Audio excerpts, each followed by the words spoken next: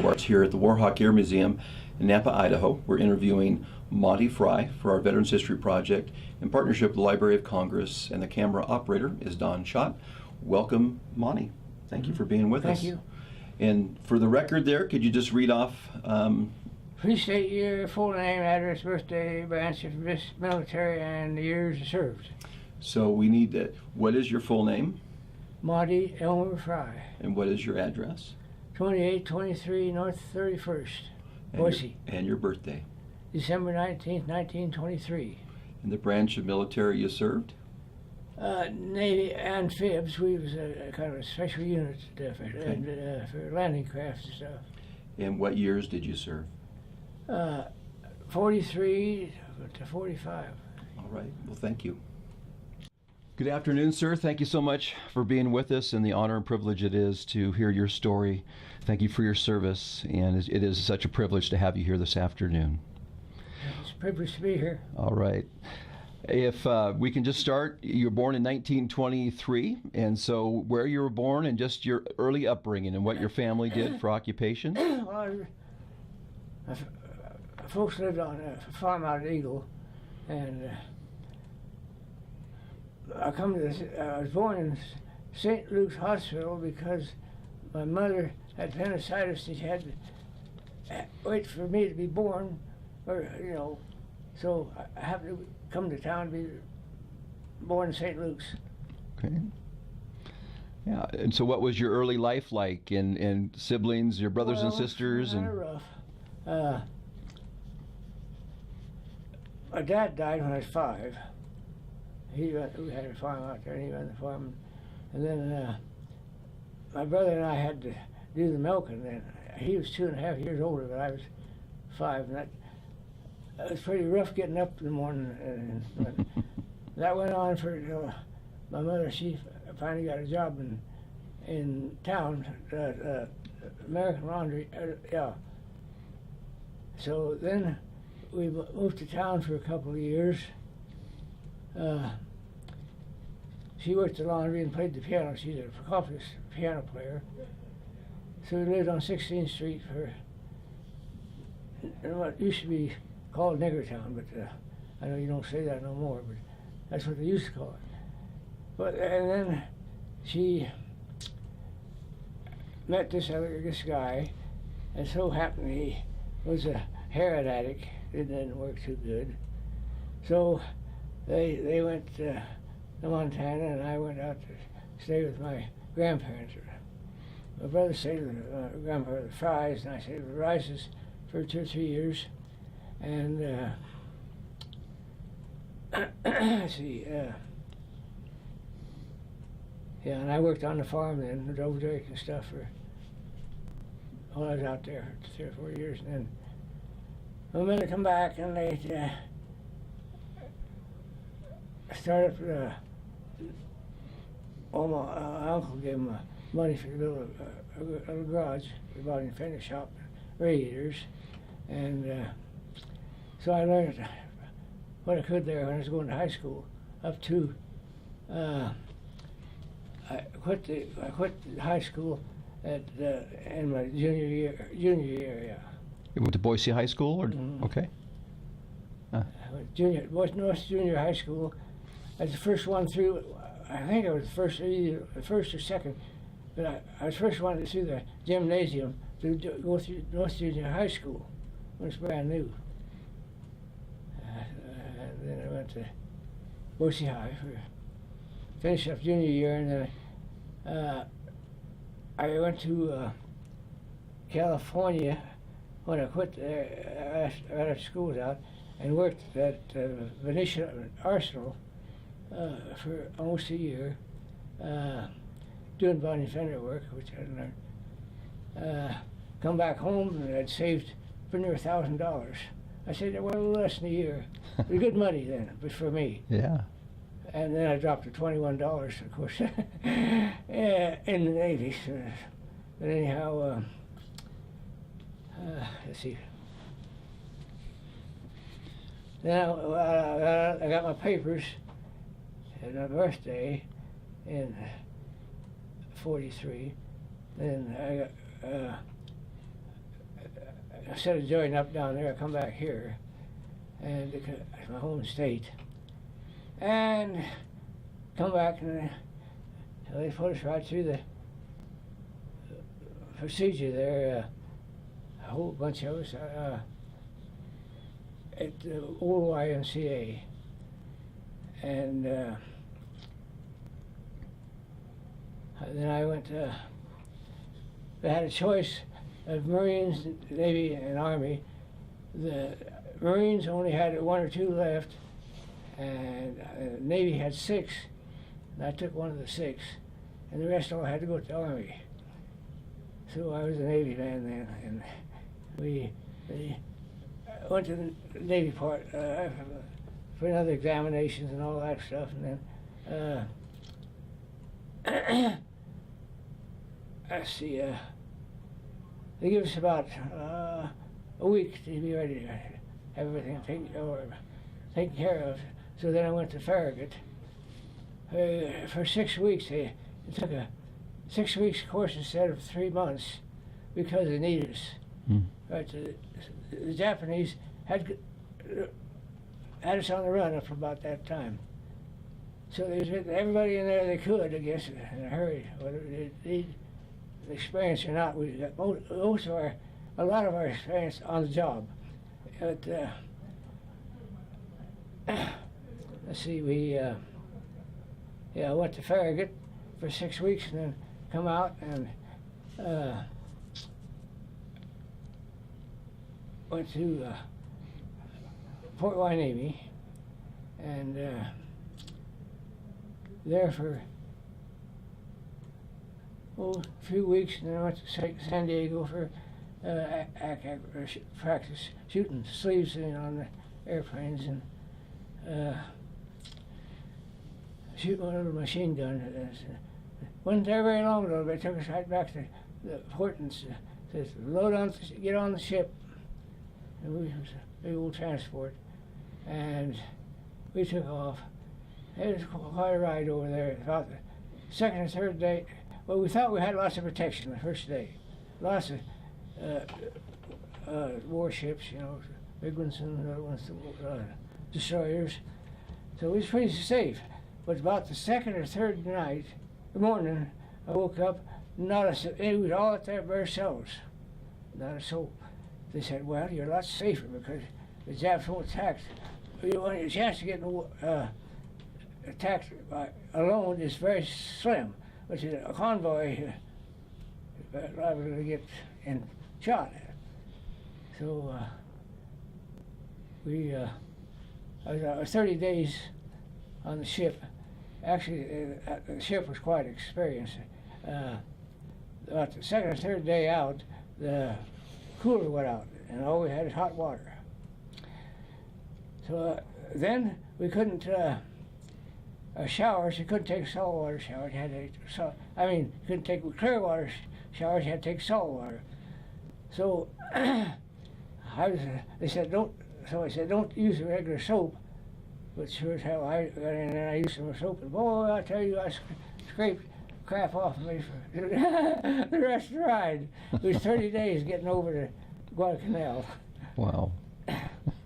And then we was there for a little while, mostly getting prepared to go to Bougainville. Most of the fight was over.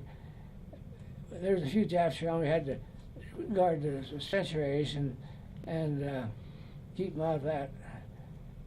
And one of the things, one of us guards was out there, and one of them came over and said, "Oh, I got some pineapple." He had to open a can of pineapple. They said, "You want a piece?" I said, "Yeah, I'll take a piece." And boy, it was contaminated or something. And I got poisoned, but I was going to die for several days. Had to crawl the machine and all that stuff. But a few days, then after a few days, here come a doctor with some guys, and he looked at me and said, "Get this man in my tent." It was a hospital tent. Immediately, and I want him watched 24 hours a day. He didn't know what I knew, but anyhow, then I had all the care in the world for 3 or 4 days. Then I said, okay, you can go. And hell, I was ready to go then. They was loading LST, getting ready to go to Bougainville. And we got loaded up. I forget the amount of days and all that, but we left one morning early. I think it took us a day until the next morning to reach Bougainville. We got close to shore, and they hit our fantail, for they couldn't steer. We didn't know we was going to get or not, but they got it going, so we got into the beach, for the landing, and just getting ready to have some breakfast, and we heard this terrible boom. Jeez, shook the whole ship, LST, and it hit the main gun emplacement on the main deck, and just blew them everywhere. All the piece. We went up there and looked at it, and there's parts of men all over. So that didn't do me too good to start with. So my job was, and with a few others, was to unload 100 octane airplane gasoline off the ship. You get them off, and the CVs would come down with their forklifts, I guess, take it up. But we got it off the ship and had to push it out of the water if the barrels are floating around, But that was our job, and I was there, as far as I know, I think I was only about half there most of the time. It's a good thing I knew what to do, because I can't remember all, but I do remember we didn't eat anything all day. We stayed rolled in barrels all day till some or there in the afternoon. We got done. I noticed some of the rest of them was leaving the ship and going up a little knoll. So I went and got my gear. It was the back end of the LST, and I had to go out all these wounded men in there moaning and going. That was the worst thing I ever seen in my life. So we went off that and I went up the knoll. There's a big old log up there we leaned up against, and I think that was the first thing I ate all day. They opened up sea rations or K rations, they're both the same thing, which was pretty good. It looked like dog food, but it was tasted pretty good then. And we had our 2 cans of meat stuff and fruit stuff, and our big cracker, hardtack, and then and some they call it was lemonade, some kind of lemonade stuff. It tasted like they call it baric acid. So it kind of what it tasted like, for one thing. But it did have some chocolate sometimes with it, which is pretty good. But our dessert was hard candy and cigarettes. We always had more cigarettes than we could use, and then I give us cigarettes with the K rations. Well, I really got in the morning about daybreak. Here come some kind of a lead officer or somebody leading a bunch of about a dozen men. He said, "Get up, boys, we're taking a little walk." So we got our packs on and we went back into the jungle, back of where they're going to build the strip. So we got back there, and they said, "Get your little shovels off. You're going to dig a holes deep enough to get your body where you had to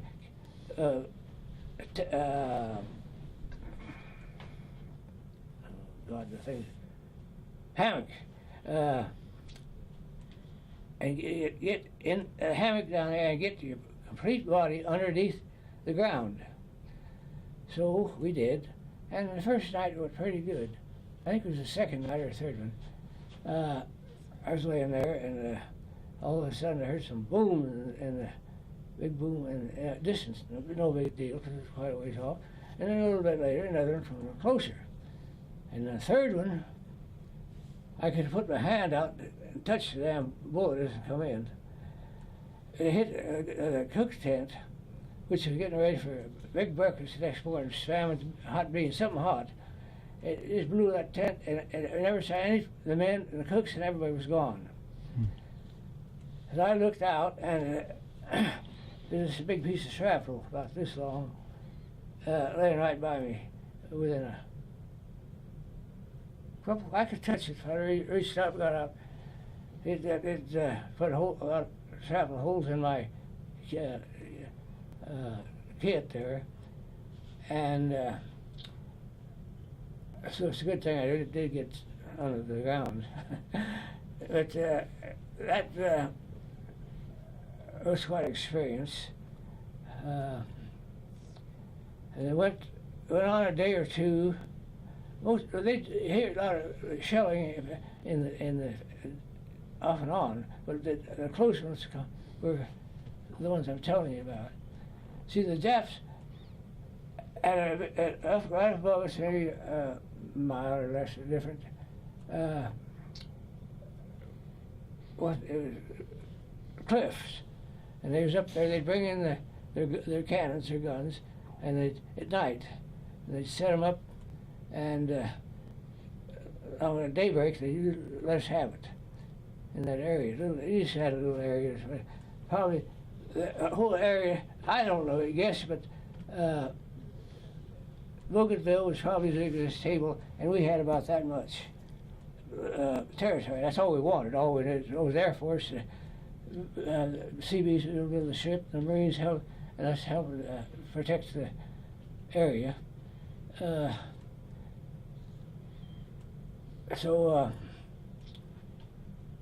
Yeah, then I have to get right back.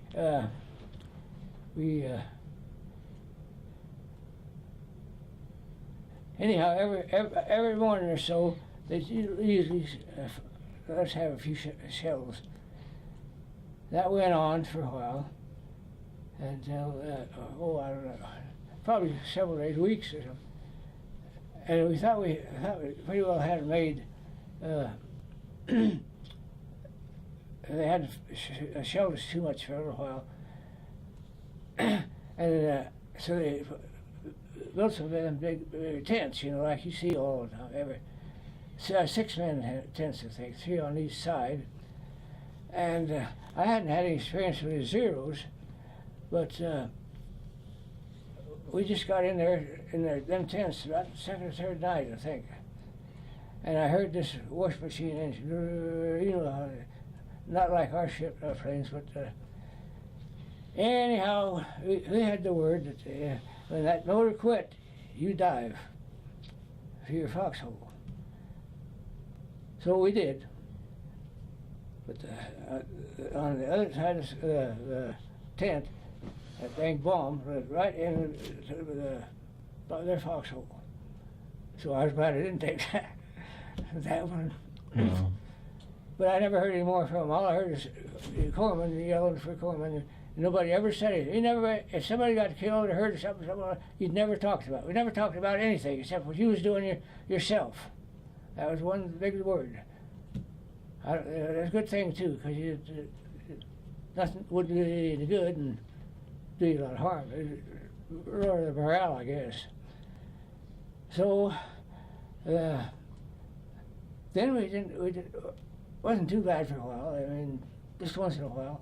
I was actually on Bougainville about 5 months. 5 months. We invaded on November 1st, and altogether. But then the first 2 months was pretty rough. After that, for a couple of months, wasn't too bad. And then we just went ahead and we had the planes land on a strip there. So we got it so they could come in. I thought first I wish I was a flyer. But when I seen them, they'd come in maybe 8 or 10 of them at a time in a squadron and land there, and then they'd start bombing Rabaul. A lot of people call it Rebel, but we call it Rabaul. It's a pretty well fortified island just on up the line ways. let's see.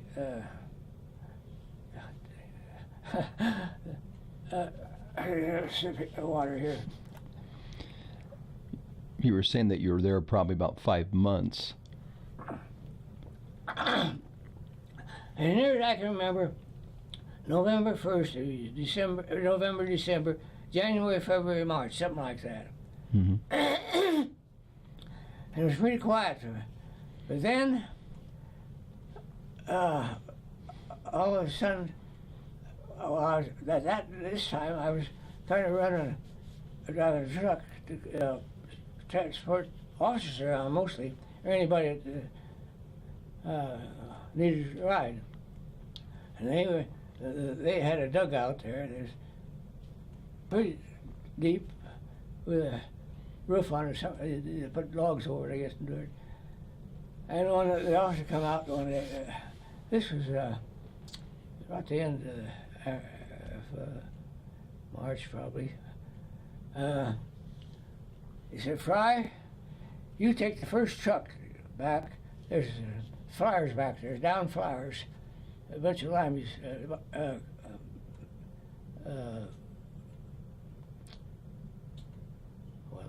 well, we call them limeys. They were Australian flyers, and I guess there's a big where cleared back there where you could land a big one. It wasn't really made into a strip, but you could land there, and they landed there, I guess. I don't know. They never told us a whole lot, but when I got through the jungle, when I left there, I said, he said, "Fry, you take the truck." And I said, "Which road do I take?" He said, "Hell, there's only one road, and you don't have to worry about that." So we got back there and got to this clearing, and I could see these people back there. I didn't know what there was. I didn't pay. I was driving, and we got back there. I never seen anybody. All of them jumped so fast in my life. They jumped in that truck, and away we went. Well, it wasn't very long until the boom behind us. Evidently, they'd been getting shot at some. But anyhow, we went a little farther, another boom. Well, I said, he was an officer of some kind. I don't know, a big mayor. I never asked him, but he. I said, on the right-hand side, was a bunch of big boulders, like some were as big as cars, some were as big as houses, you know. And I said, "Should we take cover or should we keep going?" He said, "You're the captain." So I said, "Okay, get the hell. I'll sit on the shelter behind the boulders." I knew they'd never hit us if it was there. When the shell went off, they threw shrapnel in every direction. And it'd be a miracle if they ever hit us there. So I didn't know I never experienced like that before. But anyhow, we stayed there about 20, 30 minutes, and I said to this officer, I said, "Well, shall we go? Shall we get it?" He says, "You're the captain." So first time I ever had an officer tell me I was a captain. You know. So we took off and went like the Dickens. It had a what do you call it? To keep from going too fast. They couldn't go over 30 miles an hour. A governor? Yeah. A governor? Yeah. Yeah. So we took off, and I went as fast as we could, and I heard a boom behind us, but we was ahead of them. So we got ahead of them, got into the jungle there, and I said, "Well, we got her made."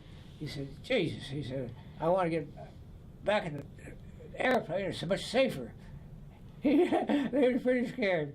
So I got back there where we started from, at the dugout, and I didn't hear any more. There was a few shells that were lucky that time come over. Most of them was landing in the water, and some of them was duds.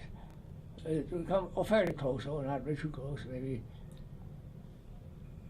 a couple hundred yards, maybe, I don't know. But anyhow, that was no big deal. I almost went back under and told the guys, but I figured, the officers, but I figured they knew that we was being shelled. And I was supposed to stay right by the truck, and I went down in the stairway there, where they were. I, then I stayed there a while until I can't remember what I did get. Somewhere or another, I probably drove the truck back where our camp was, and I got back there, and boy, everybody was hustling around these building pillboxes out of sandbags. Them Japs started a counterattack. So, let's see, yeah. So I went to help them. We had the 3 men in each pillbox, kind of spread out along behind the strip. Keep out of, that was a big, the whole thing. Keep the Japs off that strip and protected. So I said, well, so you had the Army occupation troops in there took over the Marines job, and the Japs had attacked, and they broke through the lines, and they coming at us. So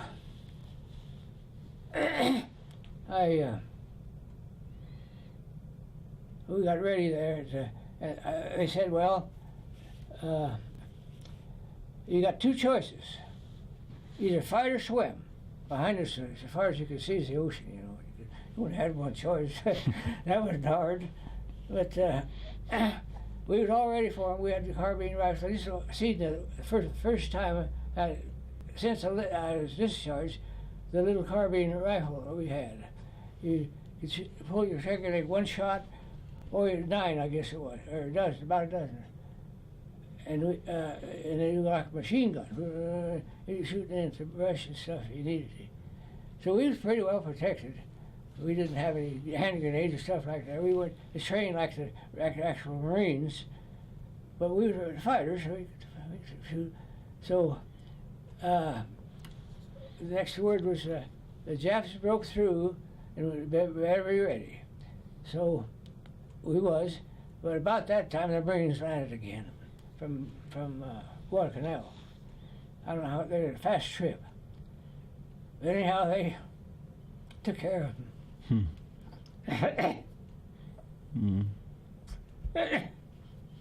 Yeah, I'll never take anything from the Marines. They were fighters. They was with us a lot. Some of them was with us all the time, but most of them they done all the hand-to-hand stuff, you know. Yeah. Anyhow, yeah, everything was pretty calm after that for a while, and then one day they said they called about 10 or 12 of us, and we didn't know. Anyhow, I was number 1 man. I Fry was on the line, you know. I said, Fry, you're promoted to petty officer 3rd. And I hadn't seen this other guy that went back with the other truck. And I didn't know what, you know, it wasn't right. He's supposed to be right behind me and all that. And we'd always been right together because their names were put on either Sergeant and Fry and Forbes. So there he was.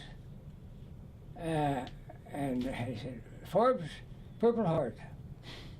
So I know what, I wasn't told, but I know what happened. He got hit back there with shrapnel. I don't know what happened, because nobody ever told us anything. But it made sense that he got hit back there. So I guess I was lucky that time. And that was kind of the end of it. After that, we were there for a little bit, then they went on a rest period to on a little, big old airplane. They put about only 1 seat in the airplane. That was for the pilot, and the rest of us sat up to South Island for a rest period to Russell Islands. And we was there for a little while until we got a ride back home. First we went to New Guinea and for a little bit, and then on back home. Got back on New Year's Eve. That boy, we're going to live it up. Well,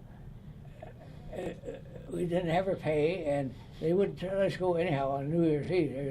We either got broke or killed or something in San Francisco, probably. So the next day we got her some pay. Some of her pay, not all of it. They're smart enough not to give us all the pay because a lot of them would spend every nickel of it. I wouldn't because I was ready to go home, and I went home on 30-day leave. Went back, and then our outfit pretty well broke up because they didn't need us to jump from island to island because the Navy had taken over, and they were blockading the island, so they couldn't get out. Couldn't get any supplies in, and so we didn't have to. We couldn't just do that anymore. So they put me in the CB outfit the second time over, and that was kind of fun. Really, I had even a big old dump truck, gravel truck, and we drove all shifts. I think I got the graveyard shift most of the time because I was a new kid on the block, see. And that was, we stayed there for a few months getting ready, prepared to invade Japan, you know. In fact, we was all ready, and they get us to go down there, I think 3 times, down to the shore with the ship down there. Forget everything you're doing, get down there and get ready to get overboard. Well, that's 3, we go down there and sit for, I don't know, hours, it seemed like. And then they say, oh, that's we don't need you this time. We go back to your duties. False alarm. And I was ready to go the day that they dropped the bomb. So then things changed, of course. When they dropped the bomb, they didn't need us anymore. So we stayed there a little bit longer and then got on a ship, and they shipped us Manila. And we was there for a little while until we got discharged. That was about the end of it, I guess. And you were discharged January of '45? I think about that, yeah. Okay. So how was life, the transition going back to civilian life? The Navy said, if you want to stay in, we'll give you your commission, your rating, and give you 60 days to think it over. Well, the shop that was built there, that body and finish shop and radiator shop, was there, but it had been closed up for most of the war. So, well, I know a little bit about it. I'll just get in there and see what I can do. So I opened it up, and it was a mess, you know. And I didn't know really what I was doing, but I knew enough to get by. I wasn't no expert or nothing. Anyhow, I opened it up, and the first year I cleared $600. Well, I thought I could stay with my folks. I didn't have any rent. But anyhow, the second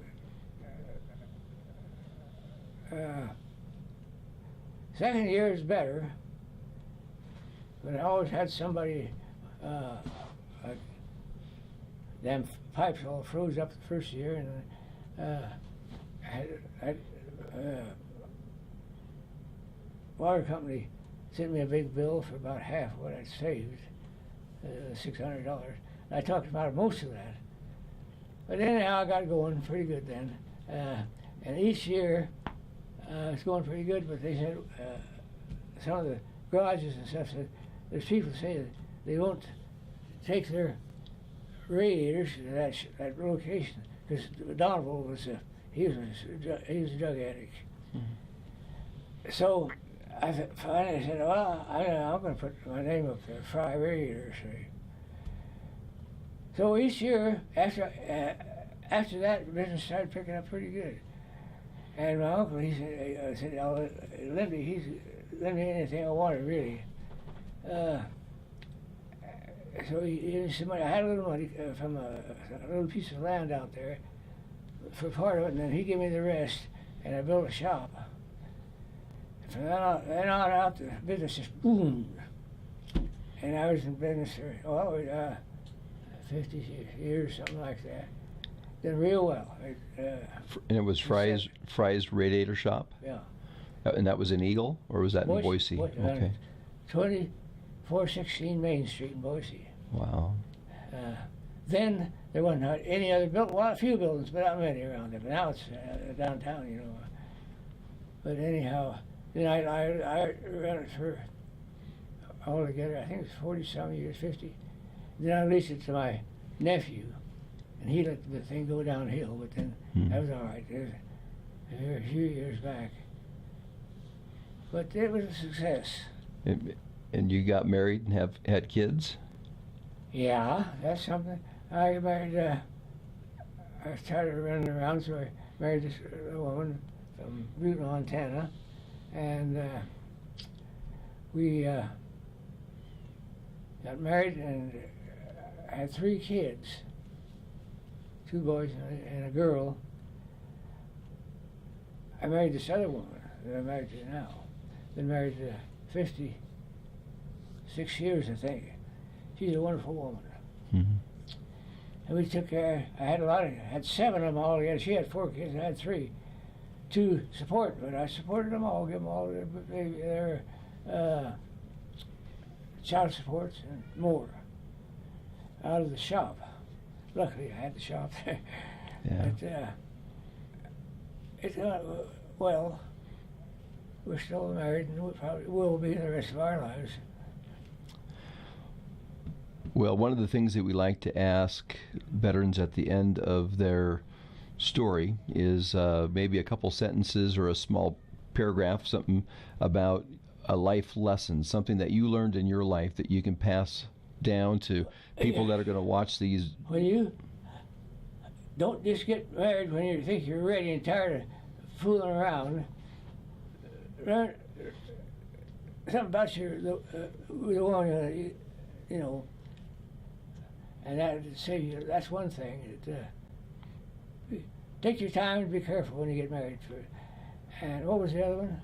No, that's great. That's good. Anything else that you wanted to add to your story? We're gonna take a look at your. She's still here. And she's 69. I'm 94 and a half, or better.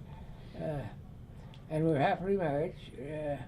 I'm real healthy. The only pill I take is a baby aspirin.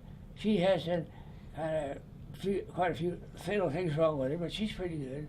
Good. So it's end up good. Good. Well, we're going to show some of the stuff that you brought here at the end, but we want to thank you so much again for your service to our country, and it was again a privilege and an honor to have you here today and to hear your story. So thank you, sir. Let's take a look at a couple of these things here. We have, these are your dog tags, which to me is pretty unique. Is that a good angle? See the back of them as well, because it actually has his fingerprints on there. Used to have a chain on it, but took it off because it couldn't store it good enough. These are a couple of his photos. Do you know where these photos were taken? Were they in the Salmonellian? Taken down on 23rd and Main, I think, yeah, and some of it out Eagle. Okay. Something else here on this. When I was a baby, I grabbed a kerosene lamp and burnt my fingers. And they were like this. So they had them operated on when I was 6. They come out pretty good, handy, but that's the reason the tag is like that. Oh, see? Like a partial fingerprint. Yeah. Okay. Half of it's there. And this here is his honorable discharge from the Navy, again 1945. Then here is the separation orders, which he received at that time as well. Sir, again, we want to thank you so much for being here today at the Warhawk Air Museum. It was a privilege to Appreciate it. hear your story, so thank you.